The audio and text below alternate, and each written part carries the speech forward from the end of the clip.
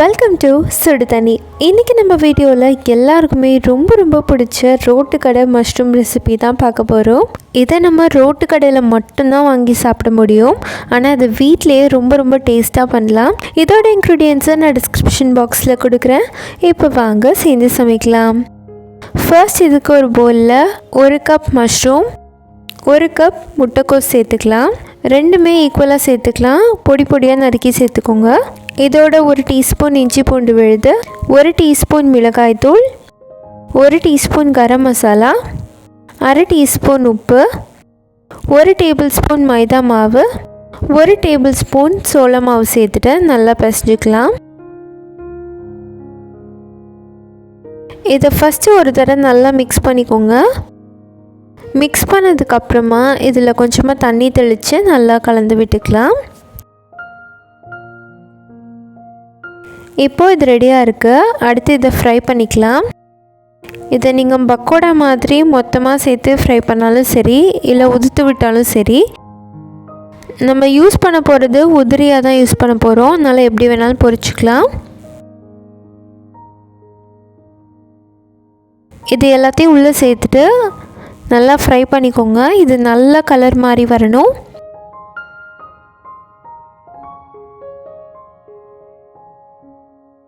ரொம்ப மொறுமொருன்ட்டு இருக்கணும்ன்ட்டு இல்லை, ஆனால் நல்ல கலர் சேஞ்ச் ஆகிருக்கணும்.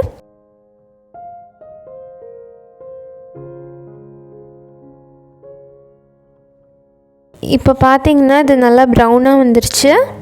இப்போ இதை எடுத்து தனியாக வச்சிடலாம். நான் இந்த மாதிரி 2 பேட்சாக பண்ணி வச்சுக்கிட்டேன். இது இருக்கட்டும். அடுத்து ஒரு கடாயில் 1/2 டேபிள் ஸ்பூன் எண்ணெய் சேர்த்துக்கோங்க. இதில் ஒரு பெரிய வெங்காயம்,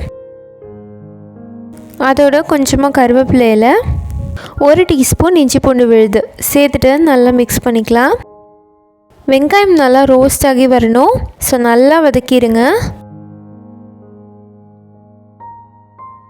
இப்போ நல்லா வதங்கி இருக்கு, ஆனால் இன்னும் கலர் மாறி வர அளவுக்கு நம்ம வதக்கணும். இப்போ பார்த்தீங்கன்னா கொஞ்சம் ப்ரௌனாக வந்துருச்சு. இப்போ இதோட 1 டீஸ்பூன் மிளகாய்த்தூள், 1 டீஸ்பூன் கரம் மசாலா, அரை டீஸ்பூன் சீரகத்தூள், அரை டீஸ்பூன் மல்லித்தூள், 1 டேபிள் ஸ்பூன் டொமேட்டோ கெச்சப்,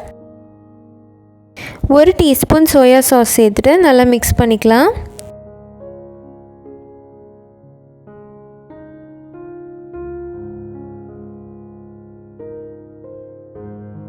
இது கூட கொஞ்சமாக தண்ணியும் சேர்த்துக்கலாம்.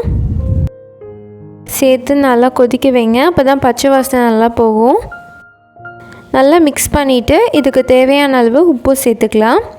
ஆல்ரெடி நம்ம மஷ்ரூம்க்கு உப்பு சேர்த்துருக்கோம், அதனால் இப்போ வதக்கிறதுக்கு மட்டும் நம்ம உப்பு சேர்த்துக்கிட்டால் போதும்.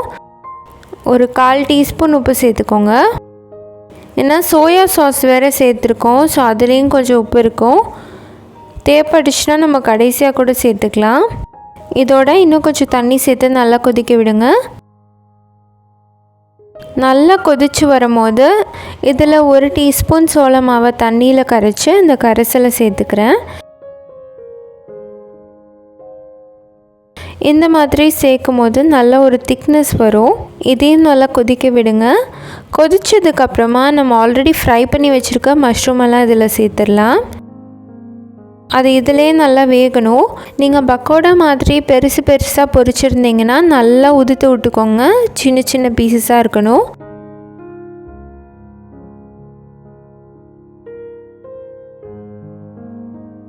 நல்லா மிக்ஸ் பண்ணிட்டே இருங்க. இப்போ அடுப்பை ஹை ஃப்ளேமில் வச்சுட்டு நீங்கள் மிக்ஸ் பண்ணலாம். இப்போ ஹை ஃப்ளேமில் வச்சுட்டு பண்ணுறதுனால டக்குன்னு இது திக்காயிடும்.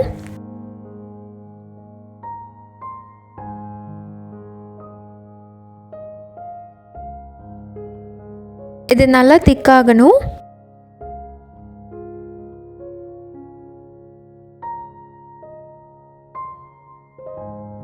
இந்த மாதிரி நல்லா திக்கானதுக்கப்புறமா லாஸ்ட்டாக அதில் கொத்தமல்லி தழை சேர்த்துக்கலாம். அவ்வளோதான், நம்மளோட ரோட்டுக்கடை காளான் இப்போ சூப்பராக ரெடி ஆகிடுச்சு. இது நிறையா பேரோட ஃபேவரட்டான ஒரு ரெசிபி. 90s கிட்ஸ் எல்லாம் பார்த்துட்ருக்கீங்கன்னா அந்த ரோட்டு கடையில் ஸ்கூல் விட்டுலாம் வரும்போது சாப்பிட்ட ஞாபகங்கள் உங்களுக்கு வரும். ஸோ எனக்குமே அந்த மாதிரி மெமரிஸ் இருக்குது. உங்களுக்கும் இருந்துச்சுன்னா கண்டிப்பாக கமெண்ட்டில் சொல்லுங்கள். இந்த வீடியோ உங்களுக்கு பிடிச்சிருந்தால் லைக் பண்ணுங்கள். சுடு தண்ணி சேனலை சப்ஸ்கிரைப் பண்ணுங்கள். தேங்க்யூ.